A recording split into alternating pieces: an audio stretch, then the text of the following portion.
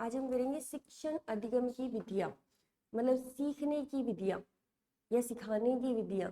ठीक है, कुछ विधियाँ ऐसी होती है जिनसे हम खुद सीखते हैं, ठीक है, और कुछ विधियाँ ऐसी होती है जो टीचर यूज करते हैं हमें सिखाने के लिए।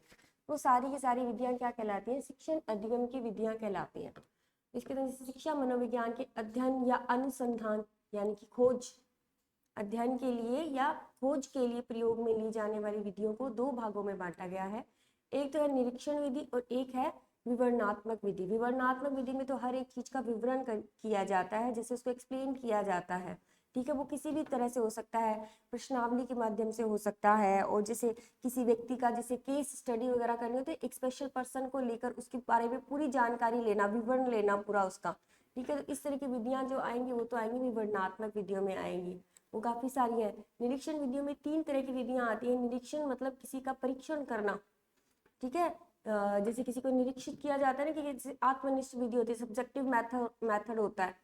आपके एग्जाम्स वगैरह होते हैं तो उसके अंदर दो तीन मेथड्स होते हैं ना, से एक सब्जेक्टिव मेथड होता है, एक ऑब्जेक्टिव मेथड होता है, और एक एक्सपेरिमेंटल मेथड होता है जिसमें आपको प्रैक्टिकल दिए जाते हैं। ये तीन तरह की निरीक्षण विधियां होती है कि बच्चे ने कितना सीखा है, उसके व्यवहार का परीक्षण किया जाता है उसके अंदर, इन विधियों के अंदर। तो सबसे पहले जैसे, फिर इसके बाद जो है विकास विवरणात्मक विधियां हैं, इसके अंदर है जैसे विकासात्मक विधि है, डेवलपमेंट मेथड, इसके अंदर कितना व्यक्ति का डेवलप हुआ है। व्यक्तिगत इतिहास विधि यानी कि केस हिस्ट्री।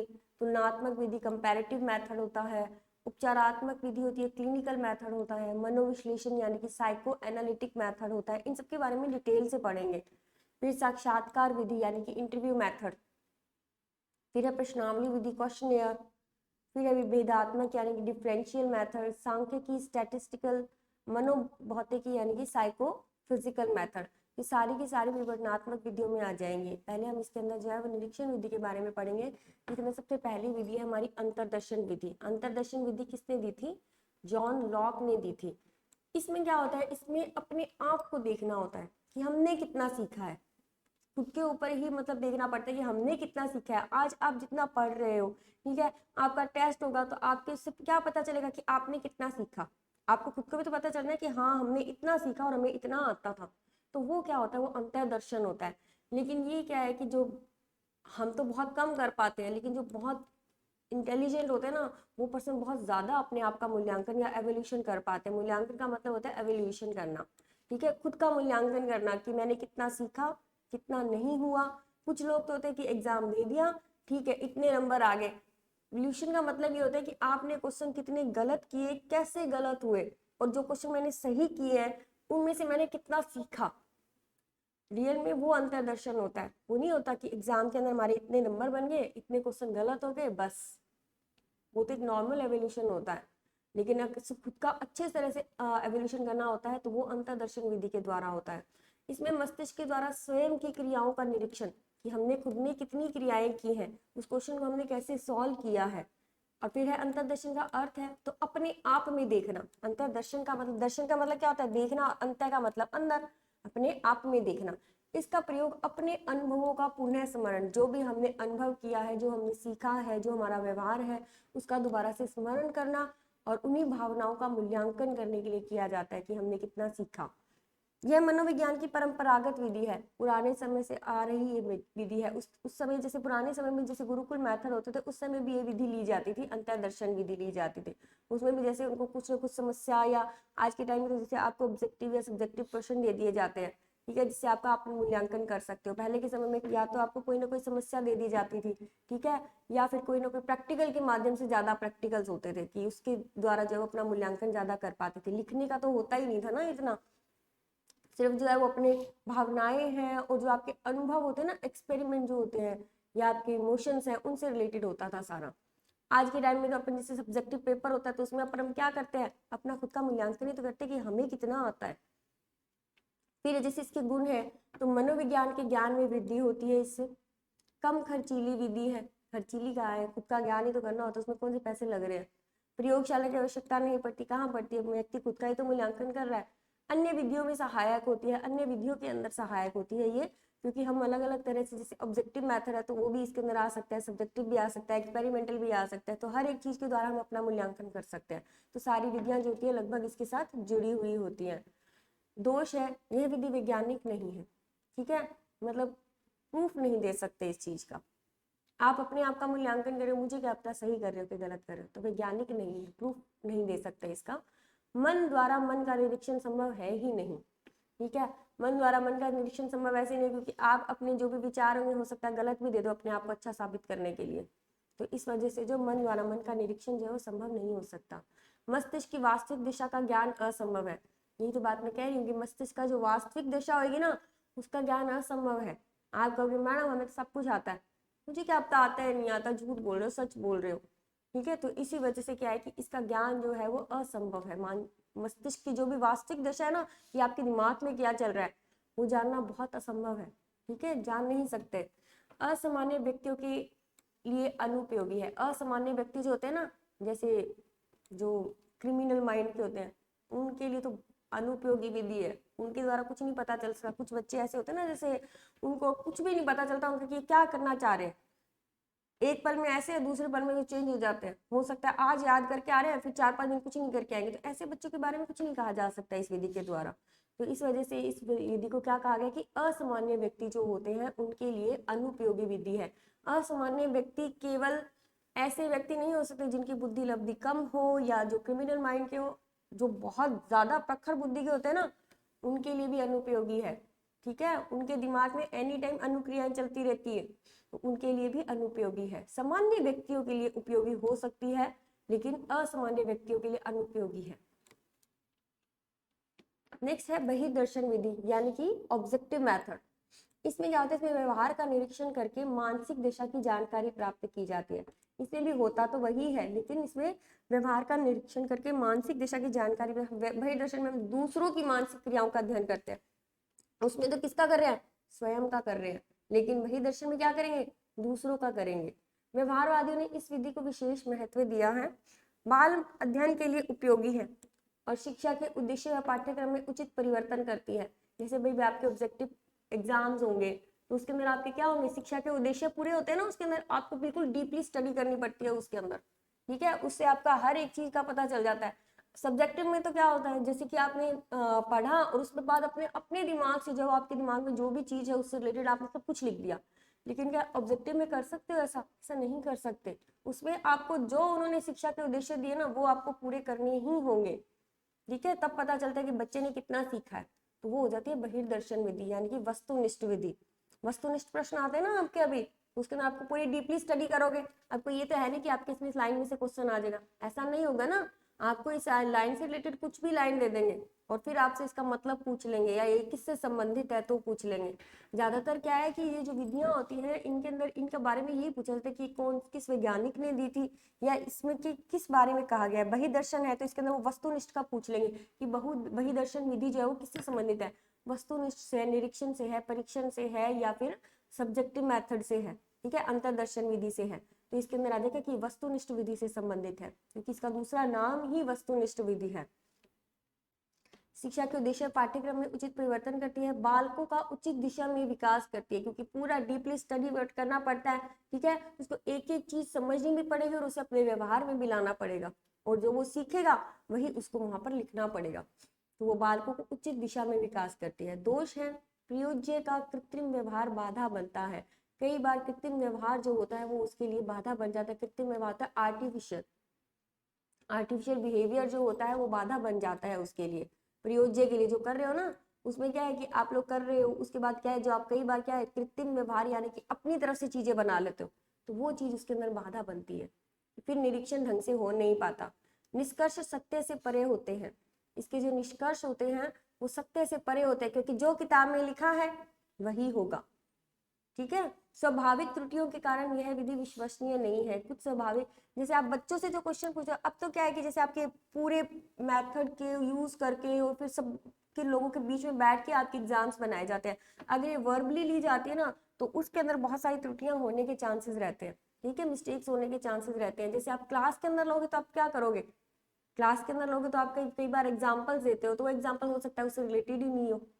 4 ऑप्शन दोगे ना, क्योंकि हाथों हाथ देने पड़ते हैं, हाथों हाथ देने पड़ते हैं, तो हो सकता है कि 4 ऑप्शन आपके उसके अंदर मैच ही नहीं हो रहे, उनमें से 3 ऐसे होंगे जो उस क्वेश्चन से रिलेटेड नहीं हो, तो वो तो क्या होगी, वो स्वाभाविक त्रुटियां बन जाती हैं एक तरह की।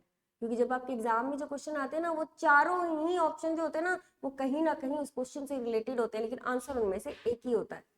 तो वो तो होता है सही मेथड, लेकिन हम हाथों हाथ जो यूज करते हैं ना, उसके अंदर वो विश्वसनीय नहीं मानी जाती है, और कई बार निष्कर्ष जो होते हैं वो सत्य से बिल्कुल ही अलग चले जाते हैं।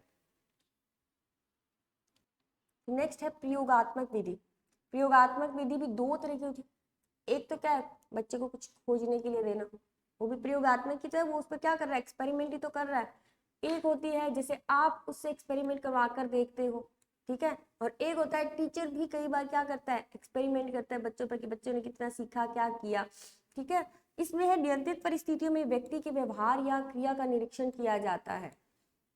प्रयोगकर्ता के सामने कोई समस्या या प्रश्न होता है, प्रयोग के आधार पर वह समस्या का समाधान खोजता है। पर एक्सपेरिमेंटल मेथड तो आप खुद ही समझते हो, आपके प्रैक्टिकल एग्जाम होते हैं तो आपको ये तो दिया जाता है ना कोई टॉपिक दे दिया जाता है उससे रिलेटेड। अब जैसे कंप्यूटर में ही है, आपको कुछ ना कुछ सर्च करने के लिए या प्रोग्रामिंग करने के लिए दी जाती है, तो वो आपका एक्सपेरिमेंटल ही तो होता है, प्रयोगात्मक विधि का प्रयोग किया जाता है। और इसमें साइंस के अंदर भी इसका प्रयोगात्मक विधि का प्रयोग किया जाता है। आपके लिए भी उपयोगी है, साइंस वालों के लिए भी उपयोगी है, लेकिन जरूरी नहीं है कि हर सब्जेक्ट के अंदर अपन एक्सपेरिमेंट कर सकते हैं, ठीक है। सब सब्जेक्ट के लिए उपयोगी नहीं होती है। एसएसटी के लिए कैसे उपयोगी होगी, नहीं हो सकती, ठीक है।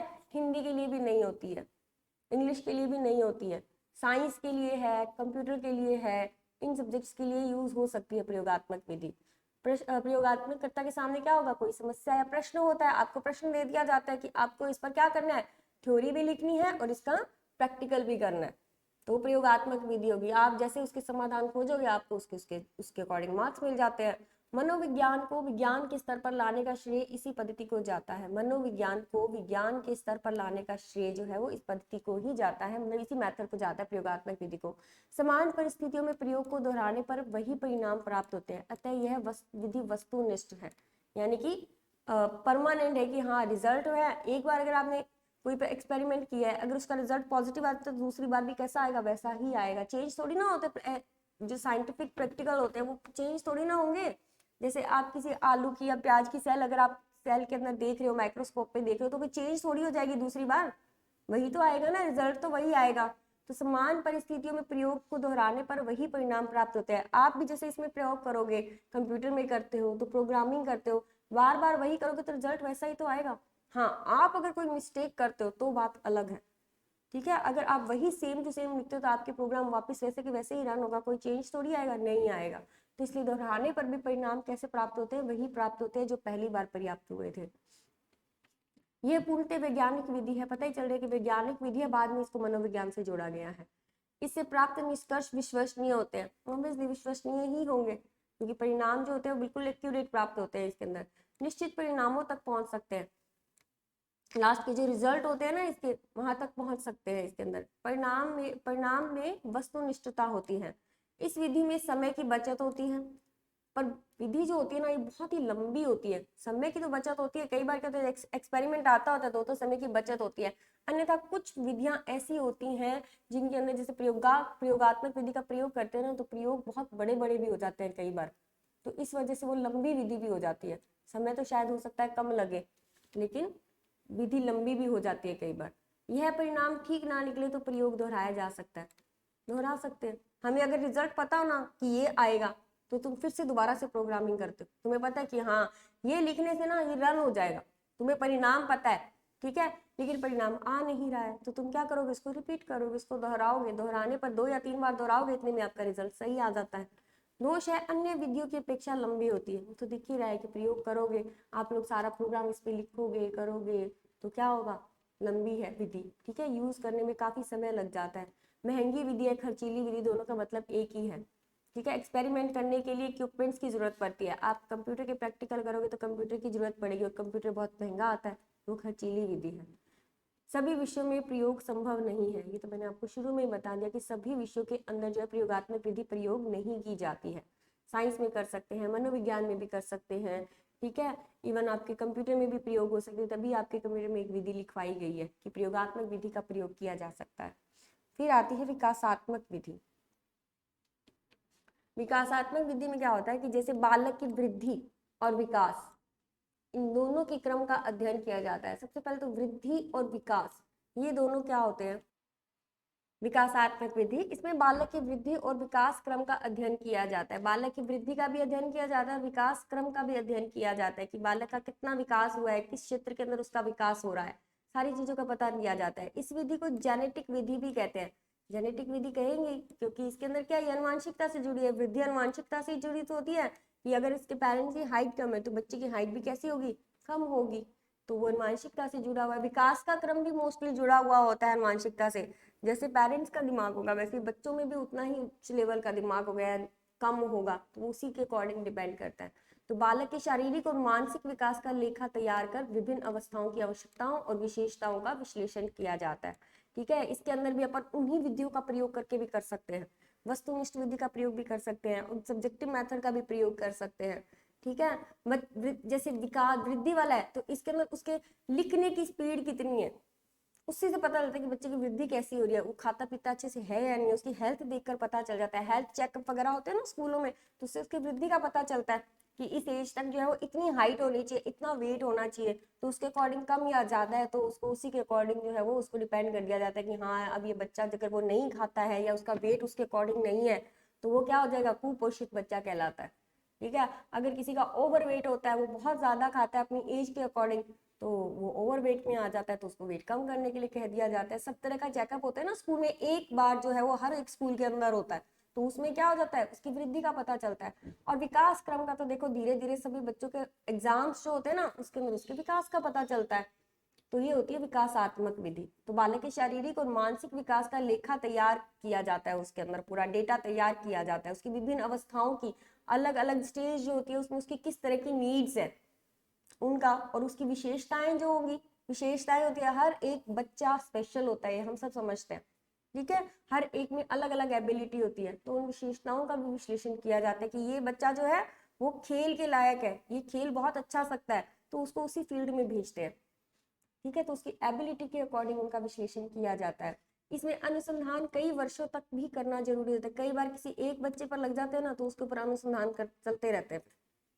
किसी को क्रिकेटर बनाना है तो जब तक वो क्रिकेटर नहीं बनेगा तब तक करते रहो उसके ऊपर, तो वो क्या होगा, बहुत लंबे वर्षों तक भी चली जाती है। तो इस विधि में धन और समय दोनों ही अपव्यय होते हैं। फिर व्यक्तिगत इतिहास विधि, ये दी थी टाइडमैन ने दी थी। इसके अंदर क्या होता है, एक पर्टिकुलर बच्चे को लेकर उसके व्यवहार का अध्ययन किया जाता है। आपको कह दिया जाता है कि आप पड़ोस में किसी एक बच्चे को देखो और आपको सिर्फ उसी को ऑब्जर्व करना है कि वो क्या कर रहा है, क्या सीख रहा है, कैसे रह रहा है, क्या वो अपने काम खुद के खुद करता है या दूसरों से करवाता है, वो अपनी स्टडी में कैसा है, ठीक है, लोगों के साथ उसका व्यवहार कैसा है, अन्य बच्चों के साथ वो कैसे खेलता है। तो वो सारे क्या हो जाएंगे, सिर्फ एक पर्टिकुलर व्यक्ति को लेकर जो है वो उसके बारे में जानकारी इकट्ठा करना। ये जो होता है ना, इस विधि का प्रयोग ज्यादातर किन व्यक्तियों के लिए किया जाता है, जो समस्यात्मक व्यक्ति होते हैं, जो मेंटली रिटायर्ड बच्चे होते हैं, उनके उनके ऊपर भी किया जाता है ये। तो उसके अंदर क्या है, जैसे उनके वंशानुक्रम के बारे में, परिवार के बारे में, सामाजिक वातावरण कैसा है उसका, उसकी रुचि कैसी है, उसकी क्रिया यानी वो क्या कर रहा है, उसका स्वास्थ्य कैसा है, तो सारे के सारे तथ्य जो है वो एक साथ, पहले तो आप क्वेश्चन लिख लो इसके अंदर। ठीक है, इस विधि को प्रयोग करते हैं ना उस समय, जैसे आपने एक पर्टिकुलर बच्चे को देख लिया कि मुझे इसके ऊपर जो है वो इस विधि का प्रयोग करना है, मुझे इसके बारे में पूरी जानकारी चाहिए, तो आप क्या करोगे, पहले तो आप सारे अपने क्वेश्चन बना लोगे कि मुझे अगर वो मिल गया ना तो मुझे उससे प्यार से, उसको पता नहीं चलना चाहिए कि आप उस पर रिसर्च कर रहे हो। ठीक है, तो आप उससे इस तरह से क्वेश्चन पूछो या उससे वो चीज करवा कर देखो जो आप जानना चाहते हो उसके बारे में। जैसे एक बिल्कुल छोटे बच्चे पे करते हो तो आपको पता होना चाहिए कि वो बटन जो है वो खुद बंद कर पाता है या नहीं कर पाता है। ठीक है, तो आप उसको जिसे कह सकते हो कि आपकी शर्ट अच्छी नहीं लग रही, आप चेंज करो, चेंज करेगा तो उस समय अगर वो बटन अपने खुद बंद करे तो पता चल जाएगा कि हाँ उसको खुद बटन बंद करने आते हैं या नहीं आते हैं। ठीक है, या पहननी आती है नहीं आती है। कई बार ये विधि जो होती है ज्यादातर जो रिटायर्ड बच्चे होते हैं, मेंटली रिटायर्ड बच्चे होते हैं, उन पर ज्यादा प्रयोग की जाती है कि उन्होंने कितना वो सीख रहे हैं, क्योंकि उन पर एक्सपेरिमेंट चलते रहते हैं। ठीक है, तो ये विधि समस्यात्मक व्यक्तियों के लिए की जाती है प्रयोग। तो व्यक्तिगत इतिहास विधि जो एक तो समस्यात्मक व्यक्तियों के लिए प्रयोग की जाती है, और किसने की थी, टाइडमैन ने की थी। अवांछित व्यवहार का कारण खोजा जाता है, जो भी वो अवांछित व्यवहार करता है ना तो उसका कारण कहीं ना कहीं उसके व्यवहार में ही छुपा हुआ होता है। कई बार कुछ बच्चे थे ना, कुछ एक ही व्यवहार को बार बार दोहराते रहते हैं, तो वो व्यवहार उसके अंदर ऐसा क्यों आ रहा है, वो अवांछित व्यवहार, या जैसे किसी को चोरी करना है या, ठीक है, तो वो व्यवहार जो उसके अंदर क्यों आ रहा है बार बार, तो उसके लिए जो है वो उस पर्टिकुलर व्यक्ति का जो है वो पूरा इतिहास जानना, उसके बारे में पूरी जानकारी प्राप्त करना, तभी पता चलेगा कि उसके इस अवांछित व्यवहार का कारण क्या है। यह विधि समस्यात्मक बालक के व्यवहार का अध्ययन करने की सर्वोत्तम विधि है। समस्यात्मक बालक केवल और केवल वो नहीं हो सकते जो मेंटली रिटायर्ड बच्चे हैं। मैंने आपको पहले भी बताया समस्यात्मक बच्चे किसी भी तरह के हो सकते हैं, क्रिमिनल माइंड भी हो सकते हैं, ठीक है, बिल्कुल कम बुद्धि लब्धि के भी हो सकते हैं और अधिक बुद्धि लब्धि के भी हो सकते हैं। ये तो उनके व्यवहार का अध्ययन करने के लिए सर्वोत्तम विधि है।